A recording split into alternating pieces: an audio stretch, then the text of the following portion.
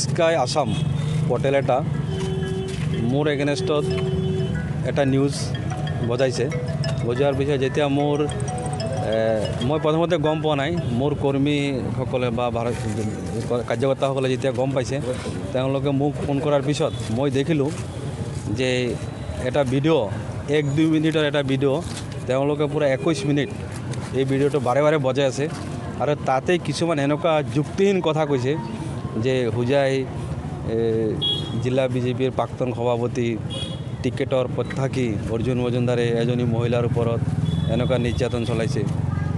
আৰু মোৰ মনত এনেকুৱা লাগিছে, যদি মই কাৰোবাৰ ওপৰত নিৰ্যাতন চলাইছোঁ তো সেই নিৰ্যাতিত মহিলাগৰাকীয়ে বা আইনৰ সহায় ল'ব লাগিছিল বা আপোনালোকৰ সাংবাদিকসকলৰ মাজত আহি ক'ব লাগিছিল, কিন্তু তেওঁলোকে এনেকুৱা তেওঁলোকৰ তাত ভিডিঅ' নাই বা বাইট নাই, কিন্তু এটা কথাকে তেওঁলোকে বাৰে বাৰে দেখাই আছে আৰু মুখত যি আহিছে সেই মুখত বকি পিনি মোক জনমানসত সেৱা প্ৰতিপন্ন কৰাৰ। আপোনালোকে গম পায় সন্মুখত নিৰ্বাচন আছে আৰু 1-1.5 মাহ পিছত ময়ো হোজাই সমষ্টিৰ এজন প্ৰবল দাবীদাৰ। হয়তো কাৰোবাৰ প্ৰলোভনত পৰি বা কাৰোবাৰ প্ৰলোভনত কৰি তেওঁলোকে এনেকুৱা মোৰ ৰাজনৈতিক কেৰিয়াৰ ধ্বংস কৰাৰ কাৰণে এনেকুৱা এটা ষড়যন্ত্ৰ কৰিছে। তাৰ বাবে মই আজি হোজাই থানাত এটা কেছ দিছোঁ সেই স্কাই আসাম পৰ্টেলৰ এগেনেষ্টত। আৰু আৰক্ষী প্ৰশাসনে কৈছে যে আমি যিমানখিনি সোনকালে পাৰোঁ এই কালপিতসকলক আমি ধৰাৰ চেষ্টা কৰিম আৰু আপোনাক সম্পূৰ্ণভাৱে আমি ন্যায় দিম। কাৰ ষড়যন্ত্ৰ এতিয়াতো ৰাজনীতিৰ দিশতো থাকে, যিহেতু মই ইয়াতে এজন দাবীদাৰ, তেওঁলোকে ভাবিছে যিহেতু আজিৰ পৰিৱেশত হয়তো অৰ্জুন মজুমদাৰে টিকেট পাই যাব পাৰে বা তেওঁৰ এটা ভাল চিচুৱেশ্যন আছে, সেইখিনি যাতে বেয়া কৰিব পাৰে, নিশ্চয় কোনোবাই তেনেকুৱা ষড়যন্ত্ৰ কৰিছে। আপোনাৰ দলীয় কৰ্মী যিহেতু দলীয় কৰ্মী নে আন দলৰ কৰ্মী এতিয়ালৈকে এইটো ক্লিয়াৰ হোৱা নাই। মোৰ সম্পূৰ্ণ বিশ্বাস আৰক্ষীয়ে যদি ভালকৈ তদন্ত কৰে সম্পূৰ্ণভাৱে আপোনালোকে আগন্তুক দিনত গম পাই যাব। আৰক্ষীয়ে গোচৰটো পঞ্জীয়ন কৰিছেনে? গোচৰটো পঞ্জীয়ন কৰিছে।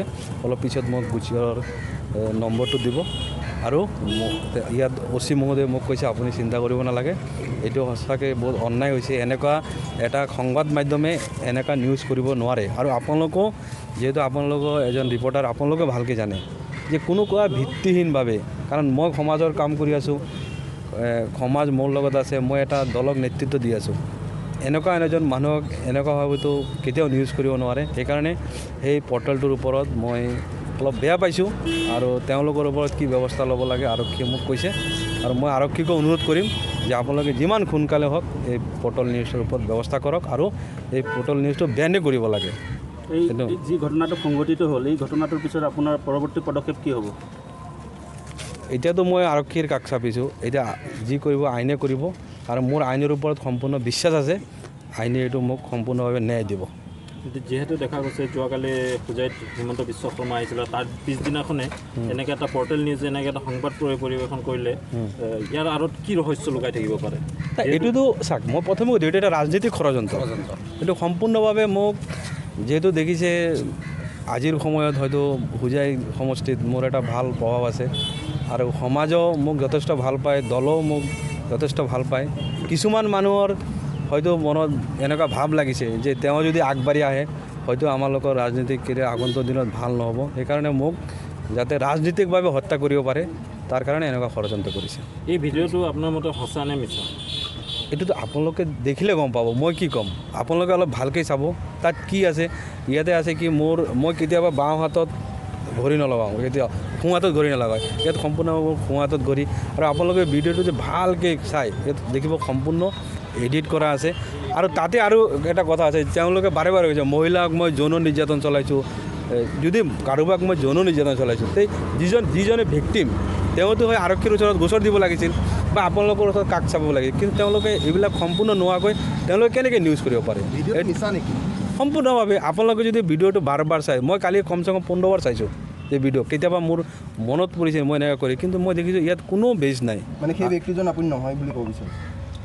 সেই ব্যক্তিজন হয় নহয় এইটো আপুনি যদি ভালকৈ চাই যে ভিডিঅ'টো কি আছে। মই এবাৰ সন্মুখত গৈছোঁ, আকৌ পিছপিনে আহিছোঁ, মোৰ সোঁ হাতত ঘড়ী।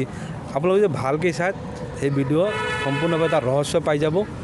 আৰু মোৰ সকলোতকৈ বেয়া লাগিছে যে যিজন ভিক্টিম, আজি ঠিক আছে মই 1 মিনিটৰ কাৰণে মানি লৈছোঁ যে মই তাতে আছিলোঁ বা আজি এনেকুৱা এটা ঘটনা হৈছে, কিন্তু যিজনে যে ভিক্টিম তেওঁ তাই গোচৰ দিব লাগিব বা আপোনালোকক সাংবাদিকৰ আহি ক'ব লাগে যে মোক অৰ্জুন মজুমদাৰে প্ৰাক্তন জিলা সভাপতি এনেকুৱা কৰিছে।